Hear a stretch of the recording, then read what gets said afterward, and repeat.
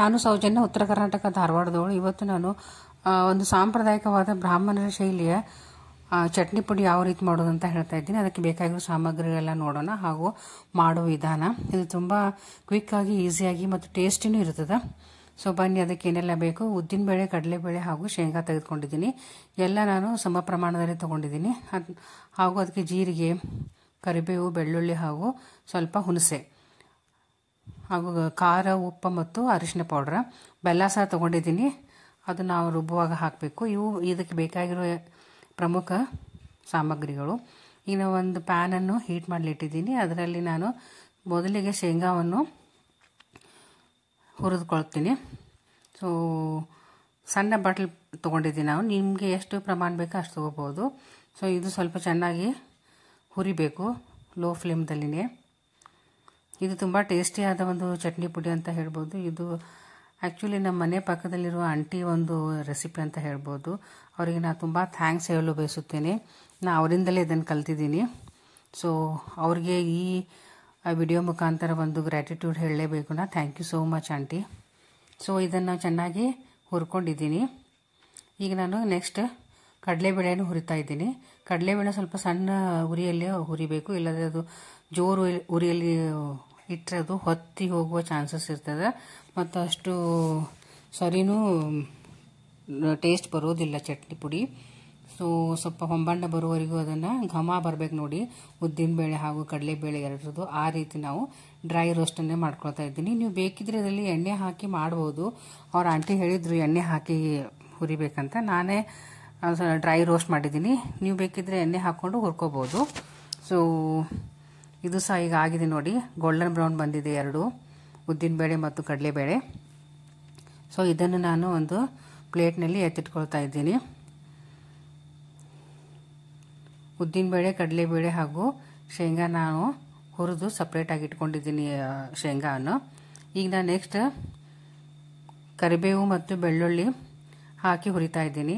ಅದನ್ನ ಸಹ ಕಂಪ್ಲೀಟಾಗಿ ಲೋ ಫ್ಲೇಮ್ದಲ್ಲಿನೇ ಹುರಿಬೇಕು, ಸ್ವಲ್ಪ ಅದು ಅದರಲ್ಲಿರೋ ಮಾಯಿಶ್ಚರ್ ಸ್ವಲ್ಪ ಹೋಗಲಿ ಅಂತ.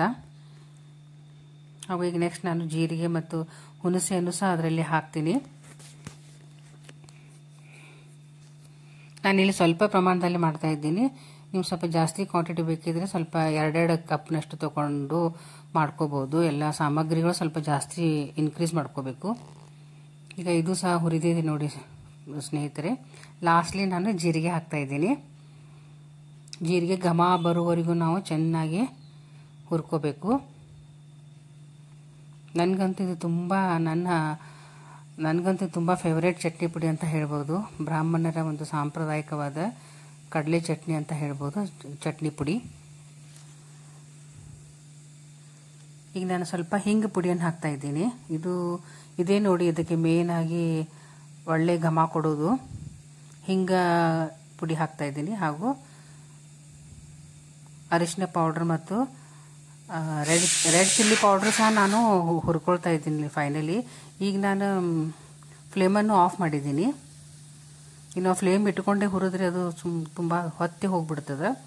ಸೊ ಆ ಪ್ಯಾನಲ್ಲಿರುವ ಹೀಟಿನಲ್ಲಿನೇ ಇದು ನಾವು ಹುರ್ಕೋಬೇಕು. ಸೊ ಫೈನಲಿ ನಾನು ಇದಕ್ಕೆ ರೆಡ್ ಚಿಲ್ಲಿ ಪೌಡ್ರನ್ನ ಸಹ ಹಾಕಿ ಸ್ವಲ್ಪ ಹುರಿತೀನಿ.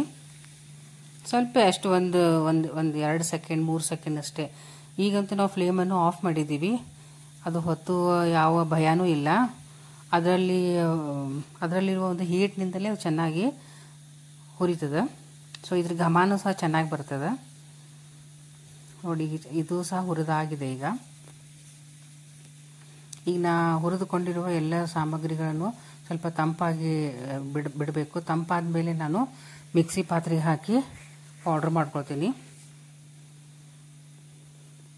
ಉದ್ದಿನಬೇಳೆ ಮತ್ತು ಕಡಲೆಬೇಳೆ ನಾನು ಜೊತೆಗೆ ಹುರಿದಿದ್ದೆ ಸ್ನೇಹಿತರೆ. ಈಗ ನಾನು ಮೊದಲು ಮಿಕ್ಸಿಗೆ ಹಾಕುವಾಗ ಕಡಲೆಬೇಳೆ ಮತ್ತು ಉದ್ದಿನಬೇಳೆನ ಹಾಕಿ ಮಿಕ್ಸಿ ಮಾಡ್ಕೊಳ್ತೀನಿ. ಇದು ತುಂಬ ಏನು ಫೈನ್ ಪೌಡ್ರ್ ಆಗಲಿಲ್ಲ ಅಂದ್ರೆ ನಡೀತದೆ, ತರಿಯಾಗಿದ್ರೂ ಸಹ ಅದು ಟೇಸ್ಟಿನೇ ಬರ್ತದೆ. ಸೊ ನಾನು ಫಸ್ಟ್ ಕಡಲೆಬೇಳೆ ಮತ್ತು ಉದ್ದಿನಬೇಳೆ ಹುರಿದಿದ್ದೆಲ್ಲ ಅದನ್ನು ಹಾಕಿದ್ದೀನಿ. ಅದನ್ನು ನಾನು ಚೆನ್ನಾಗಿ ಮಿಕ್ಸಿ ಮಾಡ್ಕೊಂಡಿದ್ದೀನಿ ನೋಡಿ ಸ್ನೇಹಿತರೆ. ಆಮೇಲೆ ನಾನು ಉಳಿದೆಲ್ಲ ಸಾಮಗ್ರಿಗಳನ್ನ ಹಾಕ್ತೀನಿ.